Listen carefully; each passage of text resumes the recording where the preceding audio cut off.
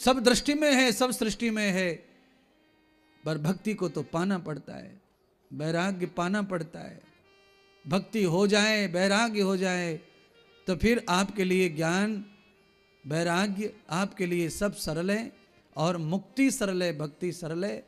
क्योंकि प्रथम भक्ति है, दूसरे नंबर पर मुक्ति है, पर भक्ति से और मुक्ति से पहले ज्ञान और वैराग्य है। वैराग्य कैसा चाहिए?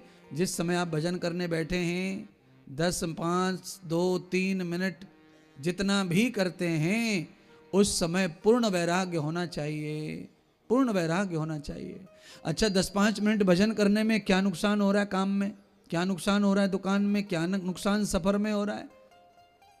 आदमी जब रास्ते जाता है, रास्ते जाते हुए कहीं बाथरूम जाना पड़ता है, तो वहां 10-5 मिनट बिगड़ जाते हैं उसके। बस वही 10-5 मिनट हैं आपके, उतने में ही सब काम हो सकता है। अंत तो गत्वा नारद जी जो सोच के जा रहे थे वो नहीं हुआ।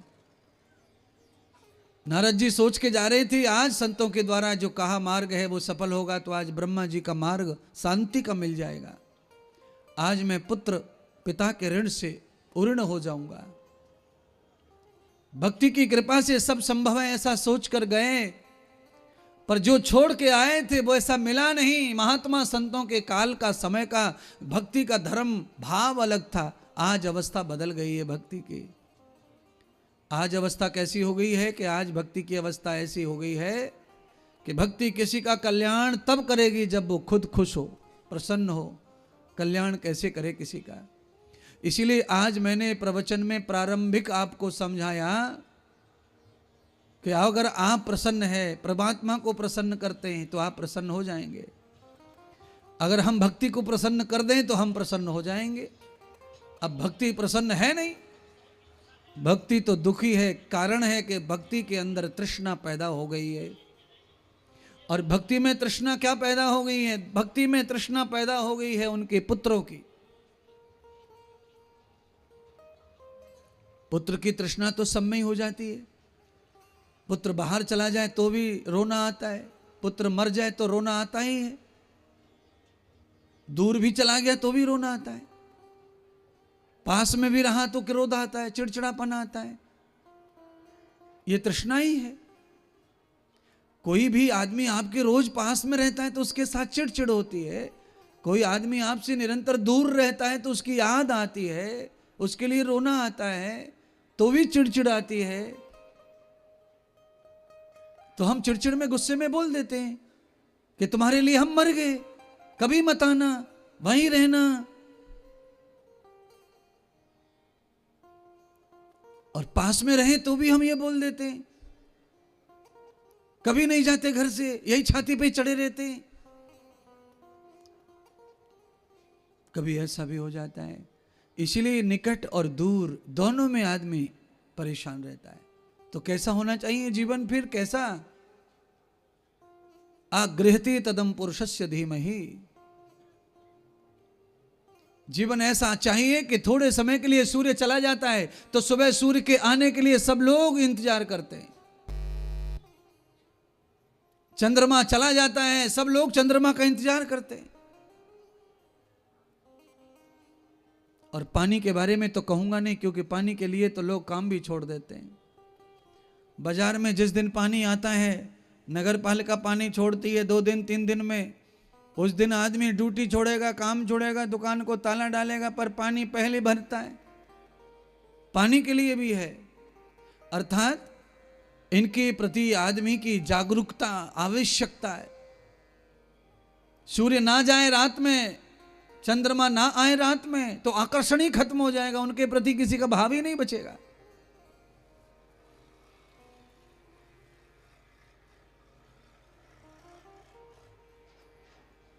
इसीलिए कथा बताई है, इसीलिए तीर्थ बताए, इसीलिए यात्रा का बताई है।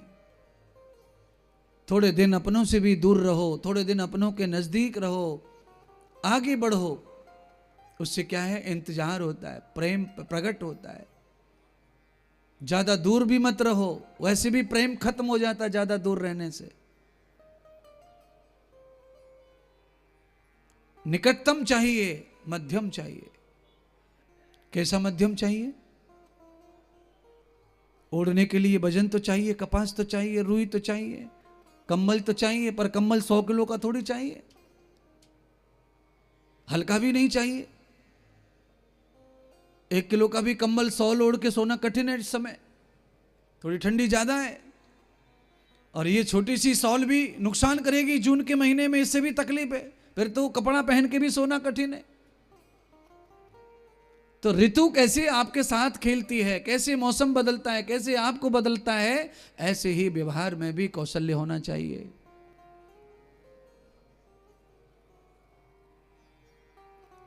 भक्ति से नारद जी मिले और मिलकर के भक्ति से सवाल संबंध, नारद जी कुछ करते उससे पहले भक्ति का पीड़ा देखी, भक्ति का स्वभाव पहचान लिया। भक्ति के चेहरे पर दुख, परेशानी, भक्ति रो रही थी। और रोता हुआ आदमी तो चेहरे से पहचान में आ जाता है, कोई कितना भी रोना छुपाए पर उसका चेहरा बताता है कि ये बेहद परेशानी में है, कोई तकलीफ है, संकट है। नारद जी संत होने के नाते भक्ति का संकट पूछा।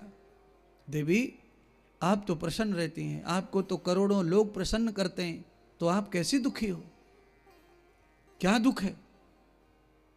करोड़ों लोग, लाखों लोग खुशी देने वाले भी हों तो भी आदमी दुखी रहता है, ये ध्यान रखना।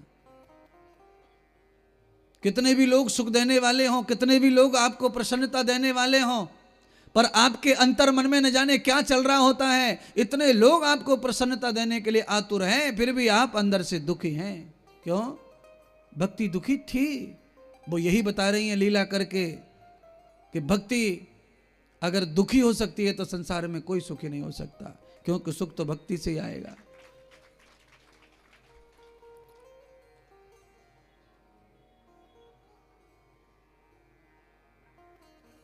नारद जी संत होने के नाते भक्ति के सेवा में जुट गए।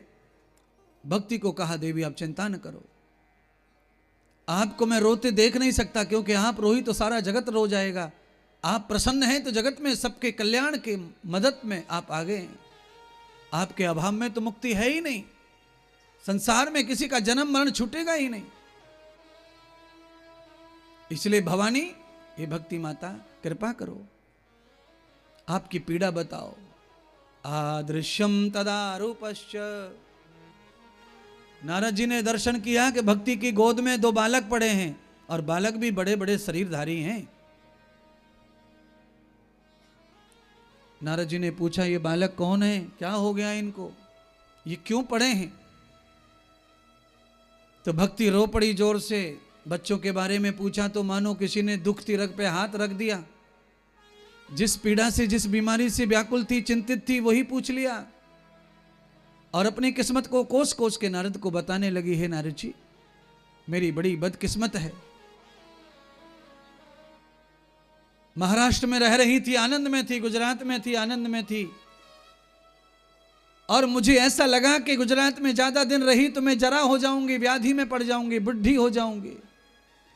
इसलिए युवा की युवा रहने के लिए मैं वृंदावन में पधारी। मैं तो युवा हूं, पर मेरे बालक सब जरा हो गए। जरा होने का मतलब बालक बूढ़े हो गए नहीं है, जरा होने का मतलब यह है कि बच्चे दरिद्र हो गए, जड़ हो गए। जड़, एक होता है बुढ़ापा और एक होता है जरा। बुढ़ापे के बाद जरा अवस्था आती है, और जब जरा अवस्था आती है तब आदमी जड़ हो जाता है, न हिलता है, न बोलता है, न सुनता है, न देखता है। कोई लेटरिन धो दो, कोई पेशाब धो दो, कोई खाने में डाल दो, कोई चम्मच से खिला दो, कोई नली से पिला दो, ये जरा अवस्था है। तो उस जड़ जंगम जड़ अवस्था से दूर जाने के लिए आज दोनों बालक युवा अवस्था में जरा हो गए। और जरा अवस्था का मतलब है जलने का टाइम आ चुका है, मरने का टाइम है, खत्म हो गया। तो रो रही है, ये बच्चे इस तरह के हैं तो मेरा कल्याण कैसे होगा? ये नित्य युवा होने चाहिए तो मेरा कल्याण होगा। और सच बात यह है कि माता पिता का कल्याण तभी होगा जब बालक आलसी और दरिद्र ना हो। बहुत बालक दरिद्र और आलसी रहते हैं, 11 बजे तक सोते रहते, 12 बजे तक सोते रहते हैं, सोने से कभी नहीं पेट भरता उनका। भक्ति के दोनों बच्चे सो ही रहे थे, मरे नहीं थे। पर जो ज्यादा सो रहा है, जिसे कर्म का ख्याल नहीं है, वो मृत समान ही है। और जो अपने माता पिता के भरोसे ही जीवन जी रहा है, वो भी मरे के समान है। जो अपने माता पिता के बुढ़ापे तक खून पीता है, कमाई खाता है, वो भी मरे के ही समान है। भक्ति के दोनों बालक अपनी मां का ही खून पी रहे थे, उसकी कमाई पर जिंदा थे, युवा होके भी। करोड़ों बालक हैं ऐसे संसार में जो अपने माता पिता की कमाई पर ही जी रहे हैं, माता पिता की कमाई पर ही मरेंगे। उन्हें काम करना नहीं है, काम उनसे होता नहीं है, क्योंकि जरा है ना, उनको घेर लिया है ना बदकिस्मती ने। पिछले जन्म में माता पिता खा के आए हैं, इसलिए चुकाना है, पर ये तो जरा है, इनका कल्याण तो बाधक हो गया, पूरे परिवार के कल्याण में बाधा डाल दी इन्होंने। घर में जितने भी नल हैं, जितनी भी जगह पानी आता है ऊपर छत से, सब बाथरूमों में, सभी टॉयलेट्स में, किचन में, सारे नल कब बंद हो जाएंगे? जब मेन लाइन बंद हो जाए। अगर मेन लाइन बंद हो गई, कॉक डाल दिया आपने, तो सारे नल में पानी जाना बंद हो जाएगा। कहना क्या चाहता हूं? कहना यह चाहता हूं कि घर में एक भी सद दर्द हो जाता है तो पूरे घर की उन्नति और कल्याण में लॉक लगा देता है, पूरे घर को लॉक कर देता है वो। कल्याण, सबके कल्याण में बाधा आ जाती है। और एक ही कॉक खोल दो, सारे के सारे दरिद्रों का उद्धार हो सकता है। एक तारने से सब तर जाते हैं। इसलिए रोज कहता हूं, हमेशा जब तक कथा कहूंगा कहता रहूंगा, घर में 2 बच्चे, 2 में से एक बच्चा तारने वाला होना चाहिए और एक संसार करने वाला होना चाहिए। कन्या हो, लड़का हो, कोई फर्क नहीं पड़ता। आप में जिसमें आपको लक्षण दिखते हो कि इसमें लक्षण है परमात्मा के, आप उसे कल्याणकारी ही बनाओ। और आपको लगता है कि इसमें लक्षण संसार के हैं तो संसार ही बनाओ उसको। उत्तम दोनों की गति है। जिसमें संसार के लक्षण है उसे प्रगति करने दो, जिसमें परमार्थ के लक्षण है उसे परमार्थ ही करने दो, जिससे तुम्हारा सबका मेलिंग हो जाएगा, मैचिंग हो जाएगा, संतुलन हो जाएगा। एक पैर ऊंचे पे पड़ जाए, एक पैर नीचे पे पड़ जाए तो नाभि चली जाती है। ये ध्यान रखना। एक पैर ऊंचे नीचे पे गया तो नाभि खिसक जाएगी, रोग आ जाएगा, इंगला पिंगला नाड़ियों में भेद हो जाएगा, दस्त लग जाएंगे, सारा मामला बिगड़ जाता है। इसीलिए मैं आपको बताना चाहता हूं कि पैर दोनों समतल चलने चाहिए। आदमी के पैर में तनक सी चोट लगने पर, मोच आने पर पैर 1-2 इंची छोटा हो जाता है, उतने में ही दूर से दिखता लंगड़ा आ रहा, इसको कुछ हो गया है, दूर से समझ जाता है। पैर में तनक सी चोट लगने पर आदमी लंगड़ दिखता है। अर्थात परिवार के लंगड़ेपन को रोकने के लिए परिवार में बैलेंस चाहिए, बैलेंस चाहिए। अगर एक आदमी 10 घंटे तक संसार कर रहा है तो एक आदमी कम से कम 5 घंटे परमार्थ करे। ये बैलेंस है। दोनों तरफ बढ़िया रखो। 10 घंटे कमाने के लिए कमाओ, मेहनत करो, पुरुषार्थ करो, पर 5 घंटे कोई भी आदमी घर में ऐसा हो जो परमात्मा को भजे, परमात्मा के कार्य करे, परमात्मा की उपासना करे, यज्ञ आदि सत्कर्म करे, दान पुण्य करे, हाथ से बांटे खिलाए, एक कमाए। क्या होगा उससे महाराज? जो करेगा सो भरेगा ना। परिवार में ऐसा नहीं है। परिवार में पुरुषार्थ के लिए एक करेगा, सबको मिलता है।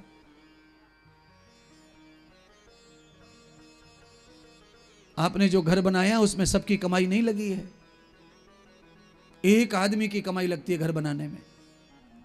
और एक आदमी की कमाई बनाने के बाद में घर बन जाता है तो उसमें न जाने कितने लोग रह के चले जाते हैं, कितने लोग उसमें सुविधा पाते हैं। पुरुषार्थ का फल सबको मिलता है, पाप का फल भी सबको मिक्स ही मिलता है, पर जो करता है वो अधिक भुगता है और जो जुड़े हुए हैं वो कम भुगता है, पर सब जॉइंट हैं, सब साथ हैं। इसीलिए घर में कोई पाप के कारण आ जाए दुख तो सभी दुखी होते हैं। घर में कौन परेशान नहीं होता? सब परेशान होते हैं।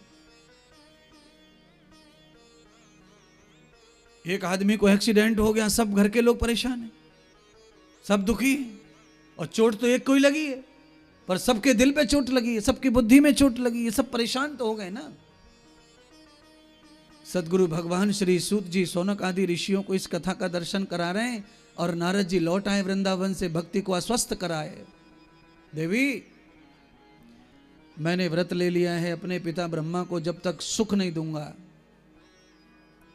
और अब तुम्हें जब तक शांति और प्रसन्नता नहीं दूंगा तब तक मैं अब संसार में कहीं भी नहीं जाऊंगा। तो कहाँ जाएंगे? तो कहा लक्ष्य की पूर्ति करने के लिए जहां भी जाना पड़ेगा जाऊंगा। नारद जी सीधा बंदराचल चल दिए, हिमालय की ओर चल दिए, सीधे बद्रीनाथ की ओर चल दिए। नारद जी को पता था कि बद्रीनाथ में जाऊंगा तो वहां तप जप करूंगा, ध्यान करूंगा, भजन करूंगा, पहले अपने आप को कैपेबल बनाऊंगा, बलवान बनाऊंगा भक्ति से कि मैं कुछ कर सकूं दूसरों के लिए, किसी के लिए, मेरे करने से किसी को लाभ हो जाए। आप ध्यान कर लेना, जिस पंडित जी ने, जिस महात्मा ने तप नहीं किया, संध्या नहीं की, यज्ञ नहीं किया, गौ सेवा नहीं की, गाय की मान्यता ने दिल में नहीं रखी, दान नहीं दिया, ऐसे आदमी का आशीर्वाद किसी को नहीं लगेगा। किसी भी महात्मा के पास आशीर्वाद में शक्ति है, किसी पंडित के हाथ में शक्ति है, किसी यज्ञाचार्य के हाथ में शक्ति है, तो वो तभी होगी जब वो संध्या करें, उपासना करें, ध्यान करें और दान करें। विहंते कृतम मूलश्च, केवल दान लेने का अधिकारी बन करके उसका नाश कर रहा है, अपनी बुद्धि का, अपनी परंपरा का, अपने स्वास्थ्य का। कृतम दक्षिणम हस्ते द्वे भले श्रुति नमा। अगर सीधे हाथ में लेने देने का काम है तो सीधे हाथ में देने का भी काम है। क्यों? कि हाथ करते हैं लेना देना, हाथ लेना देना करते हैं। अर्थात एक महात्मा ने तो हाथों को मुनीम बता दिया, मुनीम, हाथ मुनीम है। चाहे कोई भी कुछ भी कमाओ पर हाथों से लेना और हाथों से ही देना है, सारा हिसाब हाथ में।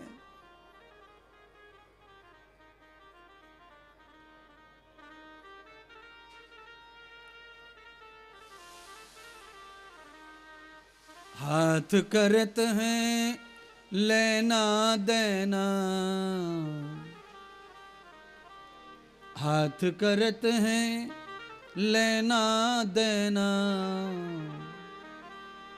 और पैर चाल चले मस्तानी जगत भर से, काया कुटी या निराली जगत भर से, काया कुटी या निराली जगत भर से, काया कुटी या निराली जगत भर से, काया कुटी या निराली जगत भर से, काया कुटी या निराली जगत भर से, काया कुटी या निराली जगत भर से, 10 दरवाजे वाली जगत भर से, 10 दरवाजे वाली जगत भर से, काया कुटी या निराली जगत भर से,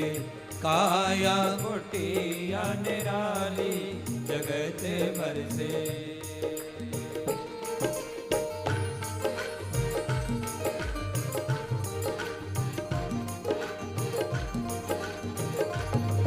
श्री बांके बिहारी लाल की जय।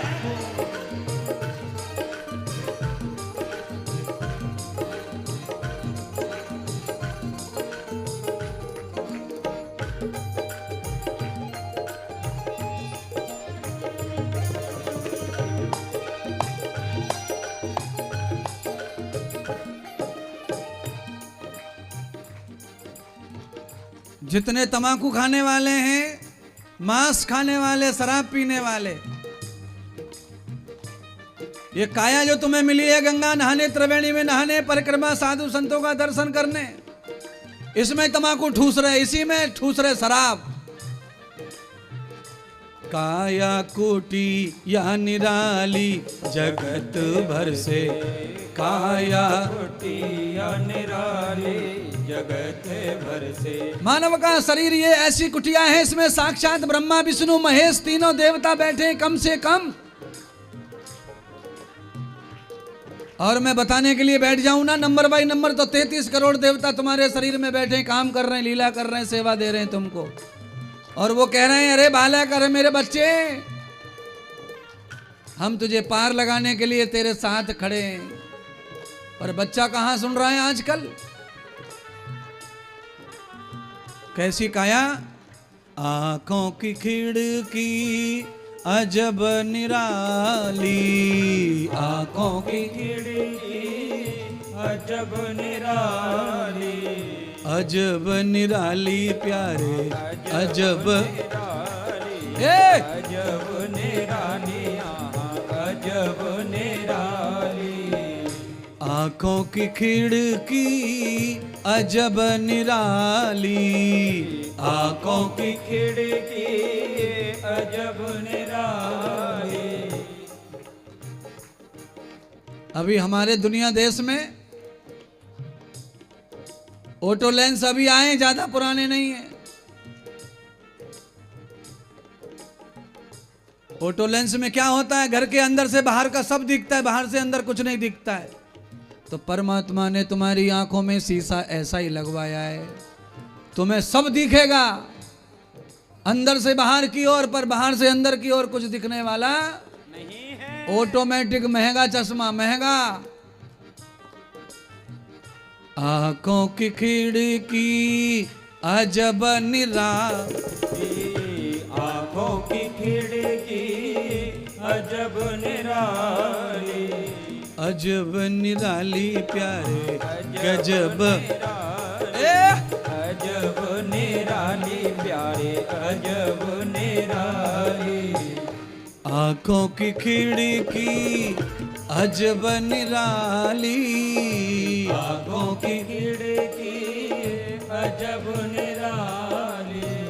इसमें पुतली काली जगत भर से, इसमें पुतली काली जगत भर से, काया कुटिया निराली जगत आहा, काया कुटिया निराली जगत भर से। ये 10 दरवाजे बाली जगत भर से, 10 दरवाजे बाली जगत भर से, काया कुटिया निराली जगत भर से, काया कुटिया निराली जगत भर से।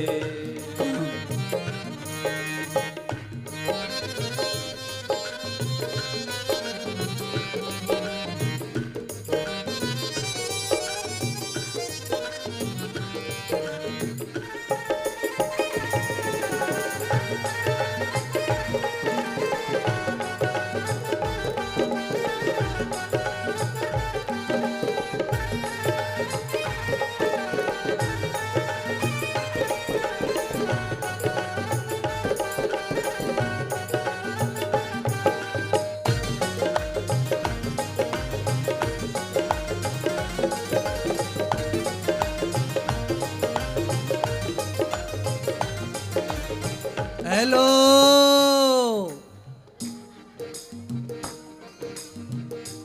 फोन आ गया, फोन। भगवान ने मोबाइल नहीं लगाया है, लाइन लाइन का फोन लगाया है तुम्हारे शरीर में। एक ऊपर वाली मंजिल पर रिसीवर रखा है और एक आंगन में रखा है बैठक में। दोनों में से किसी को उठा लो, वहीं आवाज सुनाई पड़ेगी हेलो की। आप ये कान बंद कर लो तो ये सुनता है, और ये बंद कर लो तो ये सुनता है। कान तुम्हारे श्रवण करते हैं, कान तुम्हारे श्रवण करते हैं, श्रवण करते हैं, श्रवण करते हैं, श्रवण करते हैं, श्रवण करते हैं। हमारे भारत में क्या कहते हैं लोग मालूम है? धीरे बोलो दीवाल के कानों में, दीवाल के कानों में धीरे बोलो।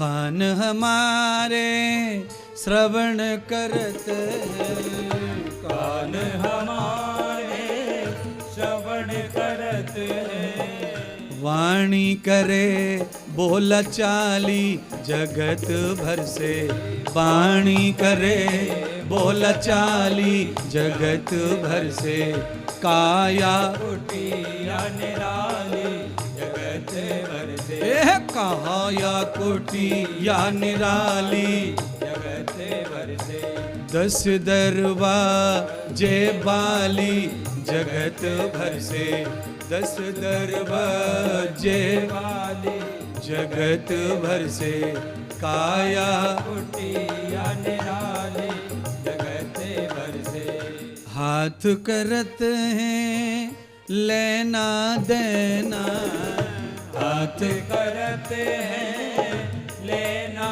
देना, मुनीम है मुनीम हाथ,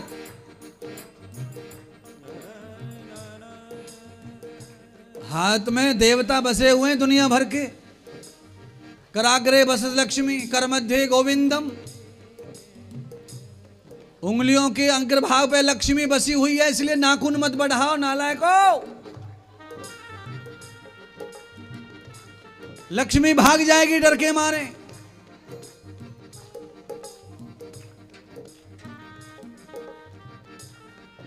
हथलेठी में गोविंद बैठे, यहां तमाकू मत रगड़ो, दे चूना दे रगड़ा। अब बोलो, किसी की गर्दन पे आदमी लोड दोनों हाथों का डाले दबावे तो आदमी का जान बचेगी, वहां रुकेगा? इसीलिए हाथ में गोविंद बसे, लक्ष्मी यहां बसी है, दोनों मियाँ बीवी हस्बैंड वाइफ साथ ही रहते हैं। हाथ करत हैं लेना देना,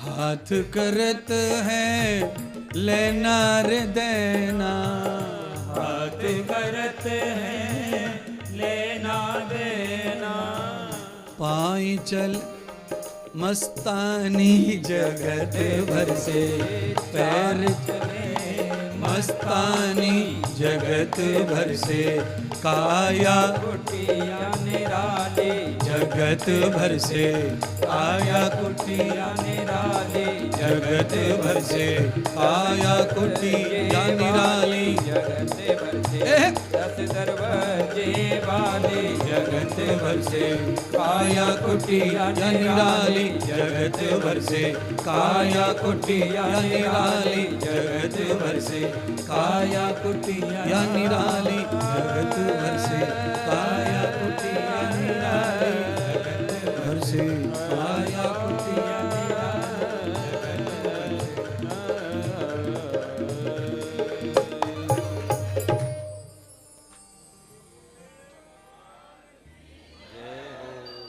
सुंदर तो दुनिया में बहुत कुछ है, तुमसे ज्यादा सुंदर सुंदर पशु पक्षी हैं, पर मनुष्य को ही सुंदर माना है। शास्त्रों में सुंदरता तो दुनिया में बसी पड़ी है। अगर हम ही सुंदर होते तो कुत्ता काहे को पालते? हम अपने से ज्यादा सुंदर कुत्ता को मानते हैं, इसलिए टुन्नु टुन्नु टुन्नु टुन्नु पुन्नु पुन्नु पुन्नु।